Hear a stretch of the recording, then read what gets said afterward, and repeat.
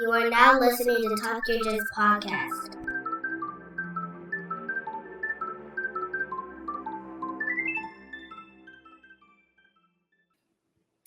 Welcome back to the Talk Your Jits podcast. This podcast is, as the name implies, all about jiu-jitsu. I'm your host, Lamar Smith, and today's guest is a purple belt who trains at Purebred Jiu-Jitsu located in Honolulu, Hawaii. Ladies and gentlemen, Louis Lim. Hey, how's it going? What's up, my brother? How's it going today? Very good, bro. Very good. How is your day? Good, man. Good. It's always a good day. You sit down and talk about some jiu-jitsu, right? Correct. That is correct. Yeah. Well, first and foremost, man, I'd like to send my thanks and appreciate you taking some time out and doing an episode with me today. Greatly appreciate it. Thank you. Thank you for the invite, man. Yeah, not a problem, man. Well, without further ado, man, let's get the ball rolling. If you want to formally introduce yourself again, by all means, and let's hear about your jiu-jitsu journey. All right. So my name is Louis Lim. I am 36 years old. I live out here in Hawaii, and I train at Purebred Jiu-Jitsu Hawaii. I am a purple belt. My jiu-jitsu journey, I started training late 2011. Yeah, late 2011. My brother got me into it. Back then, we were in Guam. There is also a Purebred Guam, which is, one of the bigger gyms out there right now. That's where we started. He just all of a sudden took me to the gym. I'm one of those people who, see people rolling on the ground, and I tell myself, what are you guys doing? Like, literally, in my mind, I was like, you guys are crawling in the ground, like, putting your faces on top of each other. Like, what is this? So he insisted I joined, right? And I was like, all right, cool, let's try this out. So I did. I trained there. Weeks passed. I still didn't. To me, it was my first day was crazy. Like, warm-ups were like crazy, and I hated it. I was like, oh my god, like my hips was just like crazy burning. One of those non-athletic guys. The cliche. I've never done any type of crazy sports growing up.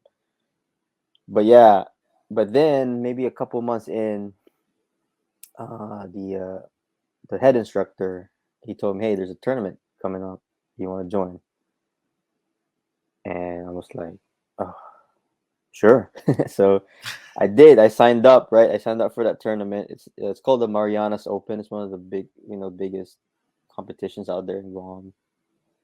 So I joined that, and then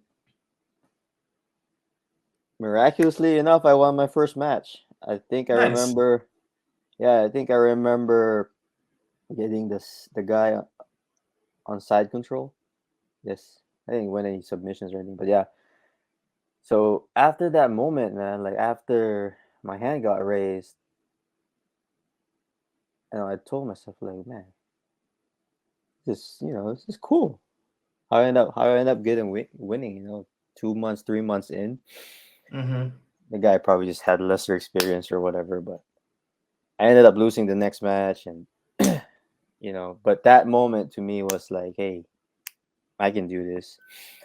And I haven't really stopped ever since. It's more of like because of life, my jiu-jitsu just kind of like fluctuated. Yeah. I got promoted to purple belt over there. And then I decided to join the military. I decided to join the Navy. Military life is busy, this and that. And then 2 kids now. Pandemic happened, all of that. So coincidentally, when the pandemic happened, my brother got stationed here, the same guy who got me into this. And we also know a common friend, a black belt that lives here now. So, the whole pandemic, everything was shut down. There was even a gym that I trained in. It was kind of like, it was illegally open. I'm not going to mention the gym. my wife started like, telling me, hey, you're not supposed to do that, blah blah blah, and I go, okay. So me and my brother and uh, our friend, he is now the head instructor of Purebred Hawaii.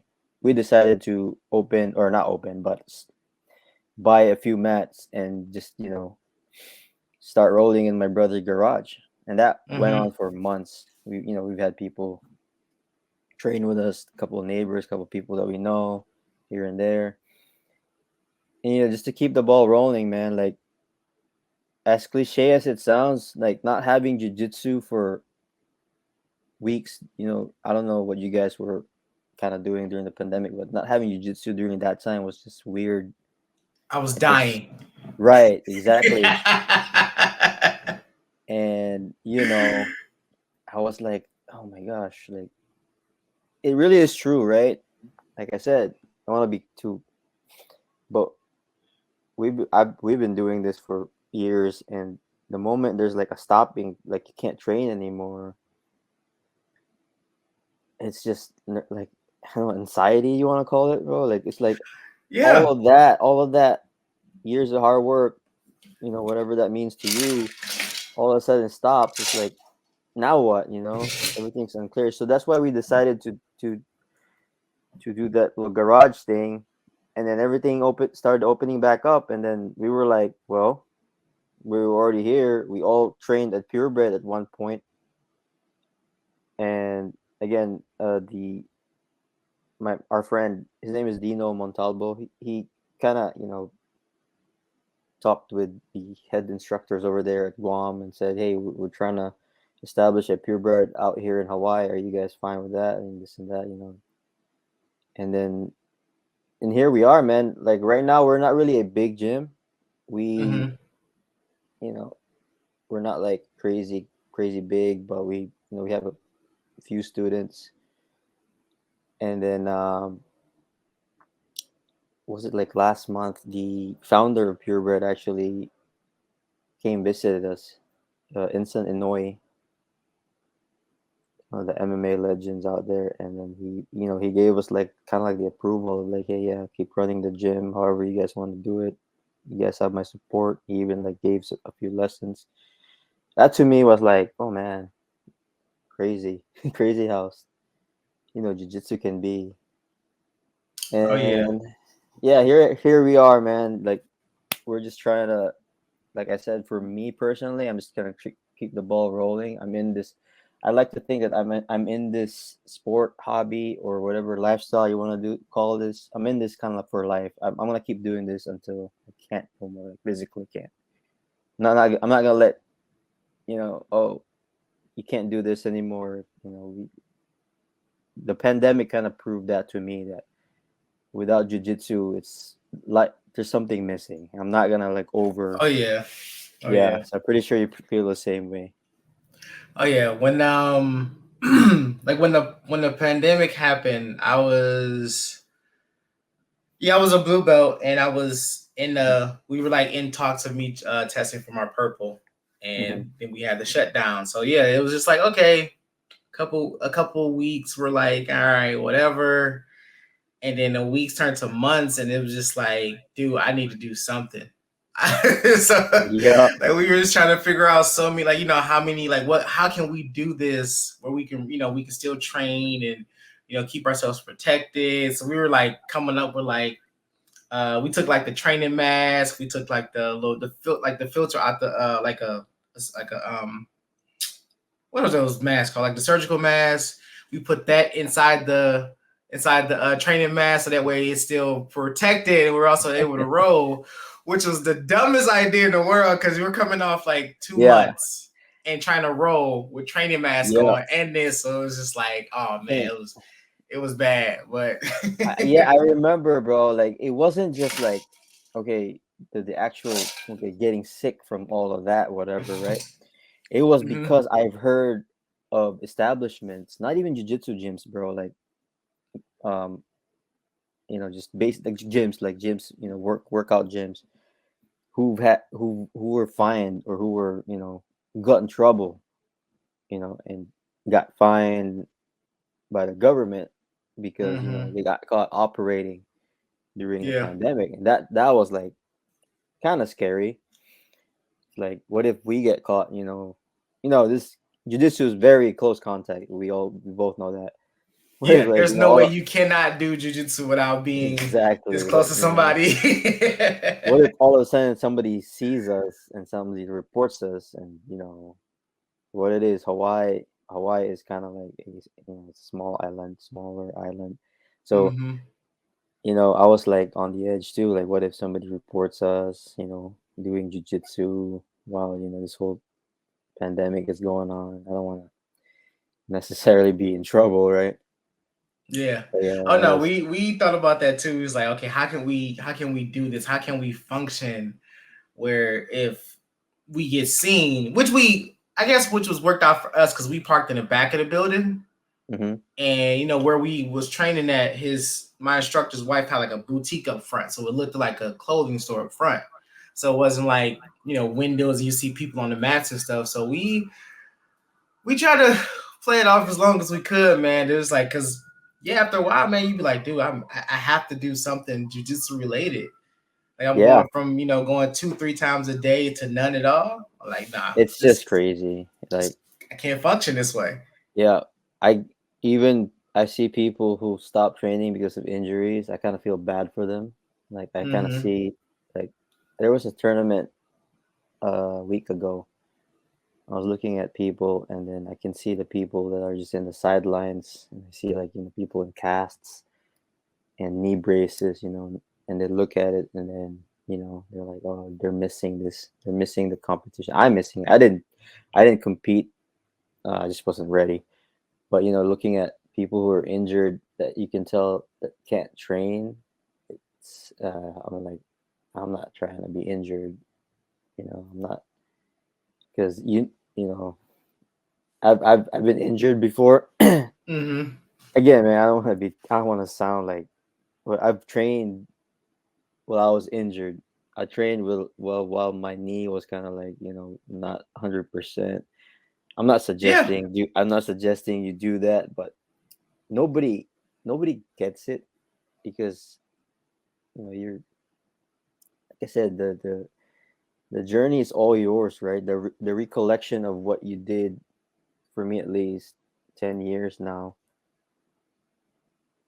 the feeling of like stopping all of a sudden is just nerve-wracking. It's a weird mindset that jujitsu practitioners have, man, because any other sport or any other just daily life stuff, like you get sick, you'll call off from work. Like, I can't make it to work today. I'm sick. But let it be jujitsu. Mm-hmm. You can Yep. be, like right now. Like, I know I need to get my wrist looked at, my knee and my ankle. I got class today. I'm gonna wrap these bitches up and keep moving. Yeah, exactly. Like I And can't do I can't so there's the few injuries I have had that, like, it hasn't necessarily put me on the sideline, but it was like, okay, you should just kind of like take it easy. I'm still at the gym. I might not even be like necessarily like fully going, but it's like, all right, let me see what I can and cannot do. Because I know right, for a fact that I don't want to miss class. But if I go to class, I'm going to want to participate. So I'm like, okay, depending on the lesson, I'll see what I can get away with. right, right, So that's how I do it, man. Because I can't stop, man. It's been doing it for like the past 6.5 years, man, and it's just I've been able to be consistent where I haven't, if I did have to take some time off, it's probably like a week or two, but I've been fortunate enough for that. But like, yeah, man, I cannot see myself not doing jujitsu. right. Exactly. It's utterly impossible, man. Yeah. And even like if you miss like a day or maybe a couple days worth of training, it's like, oh man, I'm losing all my powers or whatever. Yeah. So, you got that feeling, right? I'm pretty sure people who listen to this, they're gonna feel the same way if I tell them, like, there's memes out there saying that, right? But it's true, right? You miss a couple of days, you just, it's me personally, right? I if I miss a couple of days and I don't do anything about it. Like the moment I come back, it's like everything's kind of everything's tight. Like, oh, my shoulder is not working right, or my knee Yeah, is not working yeah. right, or I don't want to excuse this, right? But that's the truth, man. Like, No, that's scientifically proven, man. Jiu-jitsu is accelerated time because a day feels like a week feels like a month. You take 2 weeks off, that's like a year worth of jiu-jitsu that you're yeah, missing. And yeah, your body knows it, man. Your body knows it. your body doesn't lie, Like, man. It's like, I hate having to take a day off from class because it's like I know I'm gonna suffer for it the next day. Never fails. Never fails. right, right. And you get. I've also rolled with, like, younger guys who are bigger and stronger, and it's also one of the things that, you know, as a higher belt, you want to kind of, you want to stand your ground, man. I gotta lie here. Mm-hmm. It's like you want to be able to at least perform that way. You know I'm helping the gym kind of set the standards, right? Like, our head instructor always, you know train train the way how you want to fight, right? Like, Yep. Train the there's a way you fight. train Mm-hmm. the way you fight. So you want to set an example, right? Me wearing that purple belt, you gotta kind of have that, good understanding of how to, just pace yourself when you're rolling. That way, there's like four more rolls coming after that. You don't want to get too tired in that roll, so you want to, like, think about, you know. I try to be strategic, um, about how I approach a roll. I'm always one of those guys who, like, I like to think about what I want to do, before, when you have there's that resting time, like 30 seconds or whatever before you fist bump. Mm-hmm. I'm already thinking, like, or what's my first move here? Mm-hmm. Do I, pull guard or this and that? So Yeah, I kind of just go. I just go. Well, there'll be days where you're just like, I will, I just like, yeah, man. whatever. Let's just go, man. Let's just beat the crap out of each other for like about 10 minutes, and let's see what happens from there. Yeah, that's But no, also but true. that's a good mindset to have, man, because you don't want to, give off the impression that you got this belt just because, you want to, it holds a certain type of um responsibilities to Hmm. me, like especially as a purple belt, as weird as it sound, like to me, I feel like it holds more responsibility than brown and black because you're at the middle stage of your jujitsu journey. And this is when everything that you're about to set in place is going to be the same for your brown and black, just more fine tuned. Hmm. So like when you get your blue belt, it's kind of like, yeah, I'm still fresh, new into this, and whatever, as we call them, our varsity white belts, as I've heard the term. But like, yeah, once you get to purple belt, it's like, okay, now I have to set that precedence of like how I want my jujitsu to be and how I Right, want it to look from here on out. Because like I said, right, everything right, after purple is just refinement. right, So yeah, man, right. purple belt was rough, man. Hmm. Like purple belt is like crazy to me. Right. You're supposed to be like, not like the the you're supposed to be the technical guy, right? You're supposed to be the guy, like, doing all the the crazy inverted stuff. That's Hmm. that's how I see purple belts are. Because blue belt, you're starting out. Purple belts, you're supposed to be like, you're supposed to be good at a lot of the technical stuff, and when you get to brown, you just focus on, like, the few games, the few techniques that very good. And Hmm. at black belt, you're supposed to just dominate or whatever. But purple, like you said, is very vital. That's where you actually, my kids are knocking. It's So like that purple belt is like that rebel phase in life. right, that's where you actually find, you know, explore to me. Like right now, I'm in this stage where I, I don't care. Like you say people say, "Oh, basics are good. Basics are good." Don't get me wrong. But I'm right now. I'm trying a lot of stuff. I'm trying a lot of inverted stuff just to just to put my body to that test that I could be also like flexible and strong at the same time. Mm-hmm. Even though if it doesn't work, but I'll still try it. Not like in competitions, of course, Oh no. right? But in the gym, just rolling. I pull like I do imanaris. I do like berimbolos and all of that. Like I just like to do the stuff that I see, like the Meow Brothers do. Because to me, it's like, man, those guys do this and they're successful. Like, they're winning all the medals doing inverted stuff. Like, let me see how that goes. And even if, Mhm. like I said, even if it doesn't work, at least I know, like, I know I've experienced the technical aspects of it, of how it feels and how it's supposed to work if it does work. You know what I'm saying? Yeah. I'm at that Yeah. phase right now. I'm not saying basics is important. I'm not putting basics to the side.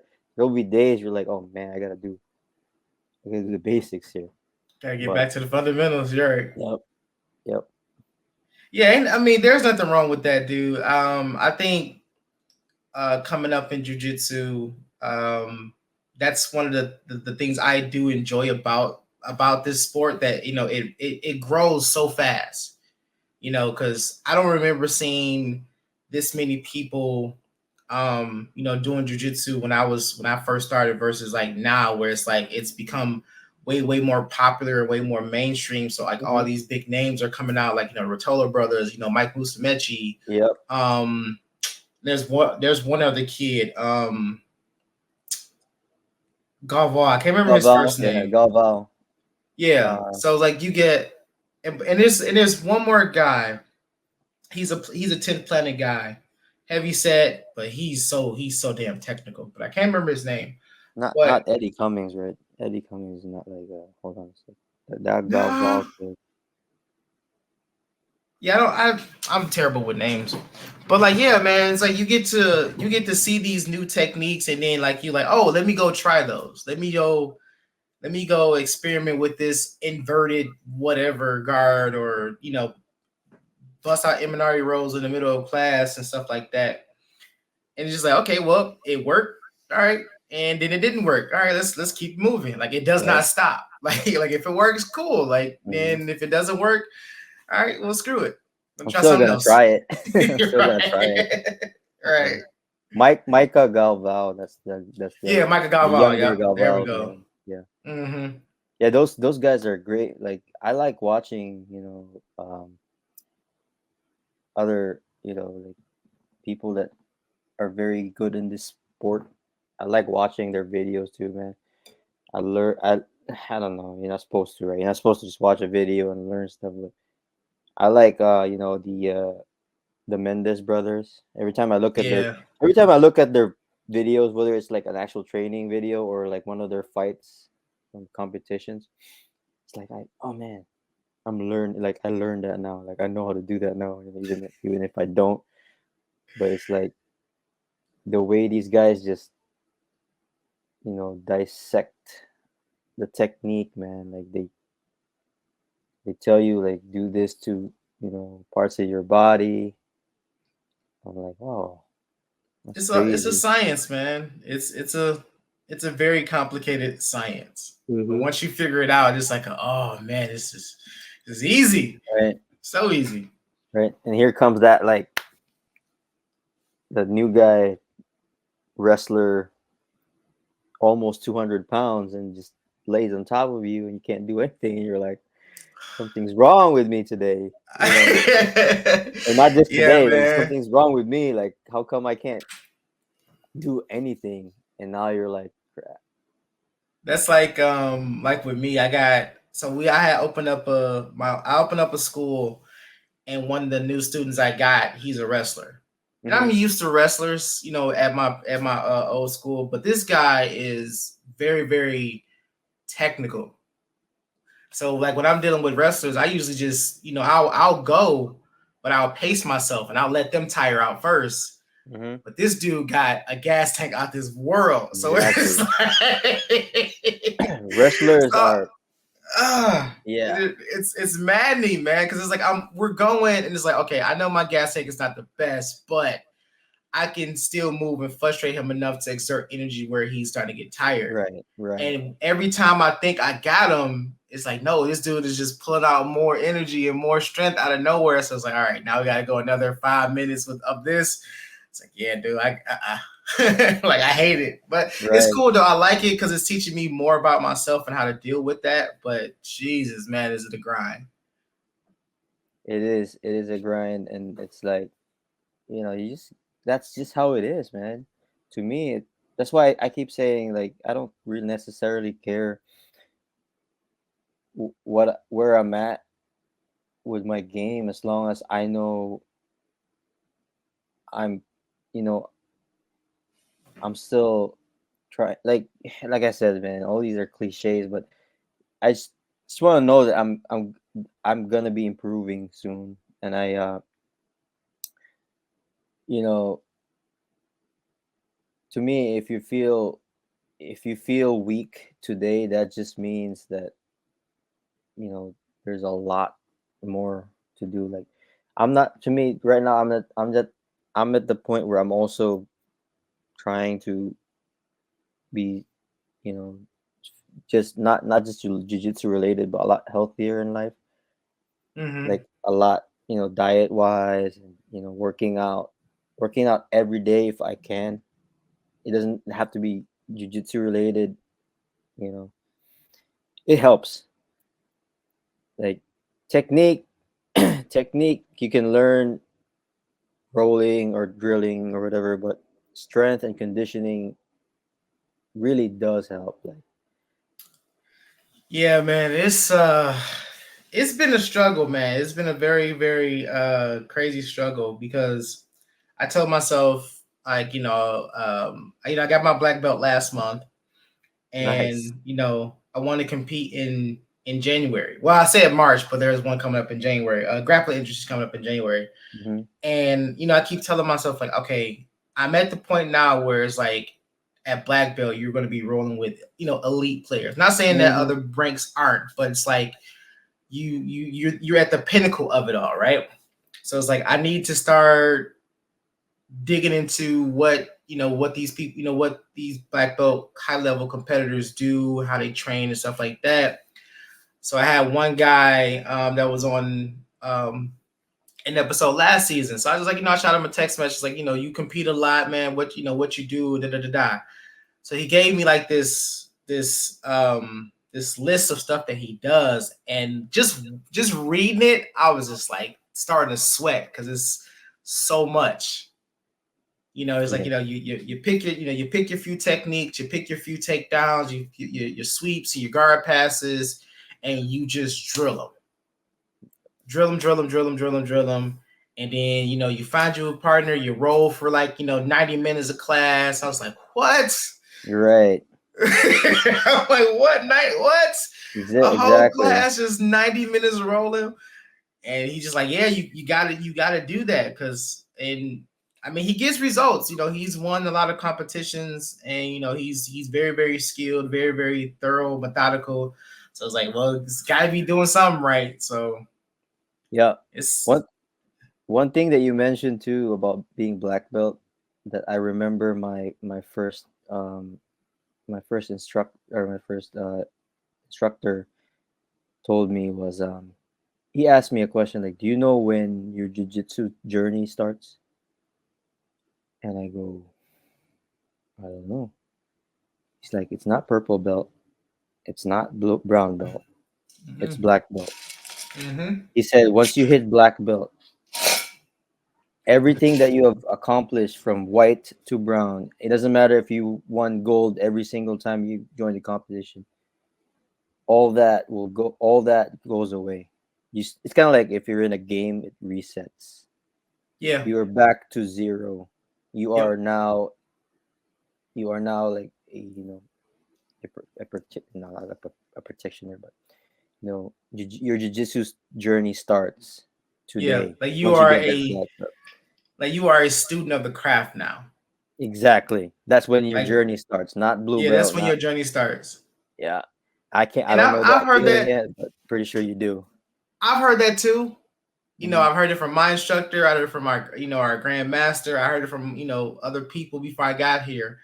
And it was just like, the concept, it sounds weird because like, man, what are you telling me? Like I'm putting in 6 to 8 years into jiu-jitsu to get my black belt. Just to be like, just for someone to say like, oh man, that's when it starts. Like, no, this shit started when I first walked into the gym. That's what you're Yep. thinking.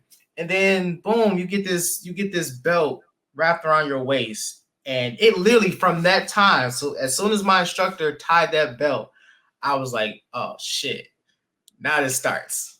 Now it Right. starts. Right. I understand what he's saying now because Right. it's not like necessarily you have nothing to like quote unquote work towards. Like there's no other belt after black. There's coral, Mhm. red, and all other stuff, but we're talking, Yeah. ideally it's black belt. That's the end. That's the end of the learning. Well, not the learning, but the first few steps of jiu-jitsu.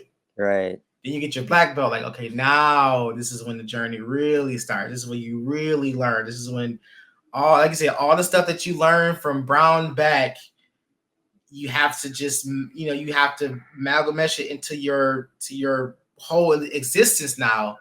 Why you still learning jujitsu? Mm-hmm. And it's like, damn. Right.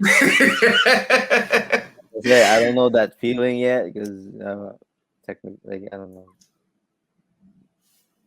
I mean, but you Purple got belt. the heads up. I mean, you got the heads up from multiple sources, so you can kind of have an idea on where you kind of idea to where to go. But even as soon as you get it, man, you're gonna be like, all right, you're gonna look at it.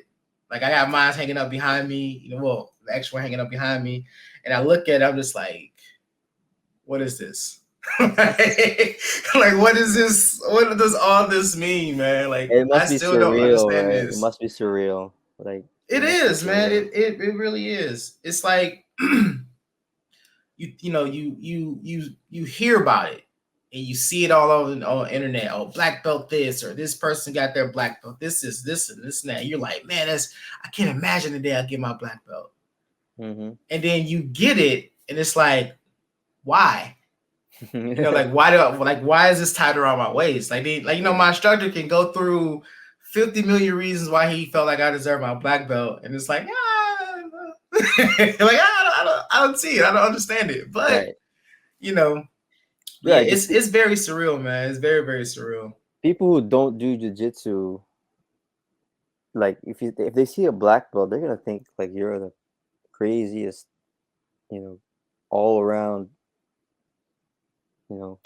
Just madman, like, oh, this dude is madman like dangerous. that. Like, So you gotta kind of, I guess you gotta kind of back that up. I don't know how to say it. I 'Cause you mean, know how it granted, is, right? it's never really had at a moment where I had to, but yeah, usually people that find out then when they think black belt, they think you're a master or something, is like, yeah, you might get tested or whatever. But luckily, I haven't really had to do that because I wouldn't even know what I would want to do in that situation. I would just try to avoid it more than anything. But Mm-hmm. yeah, because like I keep telling myself like, dude, I just got used to being a brown belt. Mm-hmm.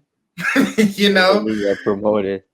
I'm just like, oh yeah, here, black belt. It's like, man, I'm just all right, whatever. I'm here now. So Even getting promoted to purple for me was like I don't need this right now. It's like I've held on to my blue belt for a while, man. Like I said, because it was everything was dragging towards during that time, and when I got my purple belt, it it's like, oh man, I don't want this. It's like, but now I do kind of, I'm really really really trying to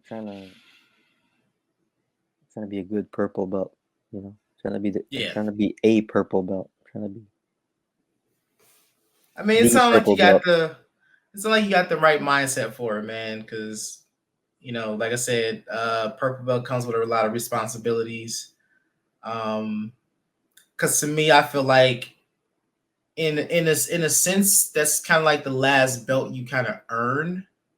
Mm-hmm. Because after purple belt, you're kind of there. Once you hit brown belt, it's time. Yeah. You have you just only way you're gonna stop. Only way that you're not gonna get your black belt after you get your brown is either you stop or you're dead. Yeah. And as long as we're breathing, I know you're not gonna stop training. And I know I wasn't gonna stop training once I got my brown belt. Exactly. So yeah, man, that's cool though, man. That's awesome. So so you say it's a small school. So how many students you guys have? Right now probably like 5, maybe 6. Okay. Okay. They're we're mostly military because that's just how it kind of grew. Mm-hmm. I knew somebody, and he told that guy this and that. But like I said, also because we're a smaller, we're kind of like renting a spot from a boxing gym. We Okay. don't really like own our own place, right? We even have to set up our own mats every day we train. Like when we train today, like we gotta set it up. It's not like one of those places where the mats are just laid out, you're ready to roll clean. We have to set it up because after we're done, there's boxers that come in and do their thing. We Mm-hmm. don't really have our own place, but like I said, our our our black belt, he's trying to establish. He's trying to establish himself to how to conduct classes. So small gym, military people come in and out, and then they go on this thing called, like, they go on orders, right? So Mm-hmm. they'll be gone for months. They come back, but man, I'm telling you, like, just we, I think we've been doing this for a year now. Not the garage thing, but like the actual gym. Mm-hmm. I'm trying to put I'm trying to put numbers in my mind on how many medals we've had. A guy who competed, and he won gold. So as small as we are, I don't want to sound, but we're medaling. The guys Mm-hmm. that we only have like one or two guys that compete, but they're medaling. They're getting silver, bronze, and like, man, to me, it doesn't matter how big or how fancy your gym is, Mm-hmm. as long as you can put into to the people that are training in your gym that we just put in that competition mindset. And our black belt is very good at that too. Like he'll put you in that you know environment during training that you know you need to do a lot of things. You're basically, if you sign up for a competition, you have to commit. That's why I Mm-hmm. didn't sign up these past few competitions, because life, right? I just didn't want to overcommit to the competition, knowing that I can't physically, like Mm-hmm. time wise. I'm just not able to because I'm very busy at work and family and stuff. Right. So I don't sign Understandable. up because to me, I don't sign up just to say, oh, I'm gonna sign up. Number one, it's a waste of money on my part, Yeah. But yeah, competitions nowadays are crazy. I remember like my first competition, it was like maybe like $50 or less, I don't know. But today it's like hundreds, almost hundreds just to compete. It's like, what the heck? Yeah, I think You get a I free think shirt. grappling industries is 80, and I think Yeah, Nog is something like like that. 120. Yeah. And late registrations are higher, and then I go, man, Another 20 some bucks. So right. yeah. It's for a good. It's for good though. It's for a good cost. But you know what I'm saying? Like, I don't wanna sign up just to say that, oh, I competed. I want to sign up, do like my 103% leading to that competition, and if I lose, I know that I gained something, not in the competition itself, but on the training. Mm-hmm. Everything like training, pacing myself, diet, doing workouts outside of jujitsu, all of that. I gained something. So that money is worth it. I don't want to just sign up Right. and then half ass it and then lose and then like what Yeah, was you're gonna be that mad. You're all gonna be about? mad at yourself, man. Right, not necessarily, but I'd be like, why did I even do that? You Yeah. know. So But no, that's my I thing. like my school too, man. We started, me and my training partner. We started one spot, a gogi. Actually, the shirt I got on. So Mhm. we started, and we met up with the guy who owns a kickboxing gym, and we are under his roof. We're training, and then there's another spot that I'm teaching at, called the Martial Yard, where they have a wrestling program, they have MMA and stuff like that. So luckily they have mats there. But yeah, I'm under their roof training jujitsu. And right now it's small. I think the biggest class I've had so far is maybe like 4 people, including myself, 4 people. And it's, man, it doesn't matter how many people show up on the mats, man. We're still gonna work. We're still gonna grind. I'm Right. not gonna be like, oh, we're not gonna train today because only one person showed up. No, if one No. person shows up, they Mhm. get a free private. Exactly. no, if 2 people show up, okay, we can work a little bit more. If 3, yeah, whatever. But as long as someone's on the mat, man, we gonna train. We gonna work. Exactly. That's just simple. We've had those before too, where it's only just me and some other guy, and we're like, all right, let's do this, right? Right. You don't like you don't necessarily not train because it's just the two of you guys. You guys make the most out of it. You're Yeah, I already mean, there. there's always movements you can work on. There's always, techniques you guys can work. There's something jujitsu related that you can do, Hmm. even if it's just one person. Right. So Sparring, whatever. Yeah. yeah, like, if nobody shows up, I'll just, run a little bit, work on my drill, drill some stuff, and go home. Right. Something jujitsu is gonna get done, regardless of if anybody shows up or not. Something's gonna Right. happen. All right. So Lewis, man, so we have a staple here at Talk Your Jits podcast, man. We ask everybody to come on the show. Your top 3, let's say top 3 people that you would love to get a chance to roll with. Oh, okay.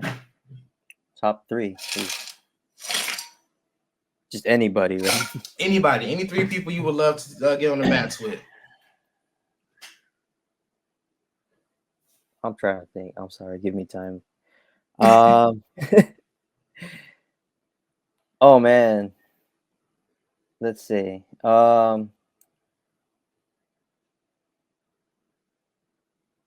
Number one would have to be Alpha Mendes. Number two would have to be Marcelo Garcia for sure. I will Yeah. learn. I will learn.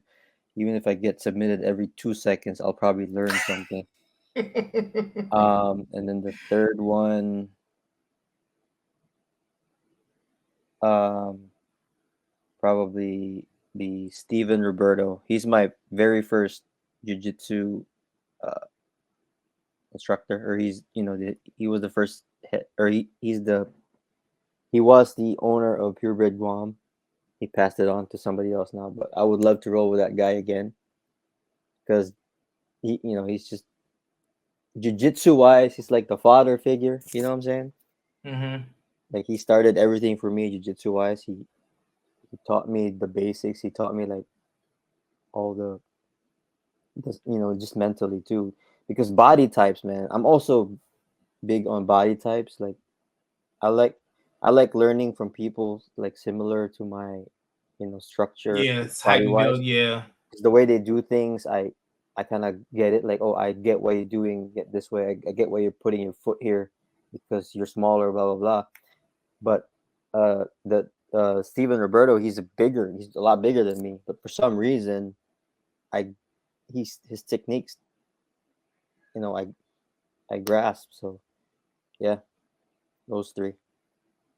Okay. Nice list. Good list. All right, now I got some rapid fire questions for you.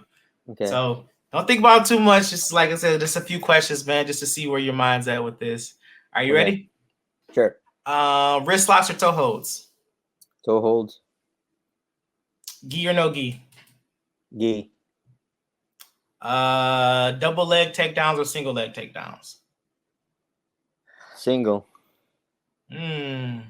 Fundamental classes or advanced classes? Advanced.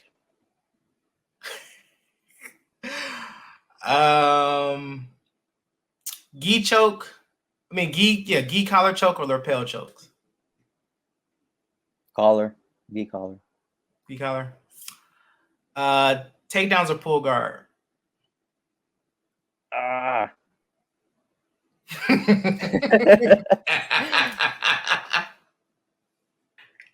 Right now, pull guard. Just nothing wrong with pull guard, man. As long as you're not scooting across the floor. Okay.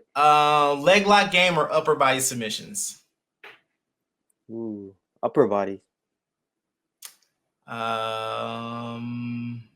Let's see. Training with music or in silence? In silence. Really? Yes. Hey man, look. Let me explain myself. Yeah, you gonna have to. I'm a musician type, sort of. Right. I play the guitar. Right. Okay. I play the guitar.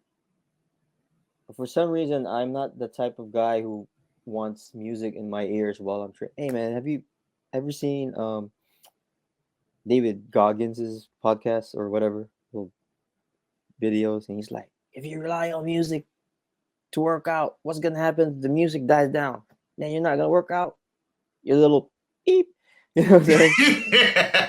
And once I heard him say that, I go, yeah, man, that's me. Like, it's not because I don't know, bro. I'm not used to it. I'm not used to having music pumped in my ears just to like be in my zone.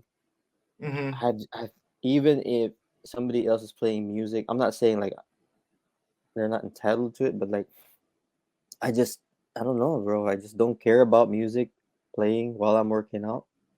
Wow. I know, man. I know. I get this a lot too. It's like, I just don't. I mean, I can do without music, but it's sometimes I need that energy. Right. I need You that need the energy. pump, right? You need the. Yeah, I need that pump. Because I don't know. even at the gym, they play music at the gym, but it's not my music.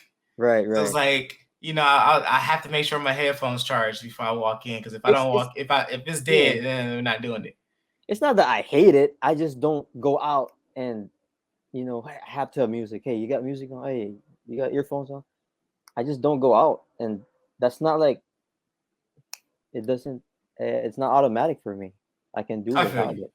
Yeah. I feel you. I understand. I understand.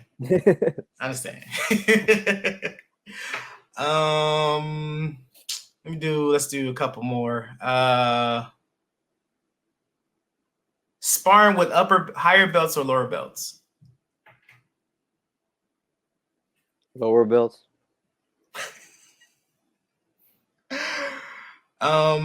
Ezekiel or Darce choke?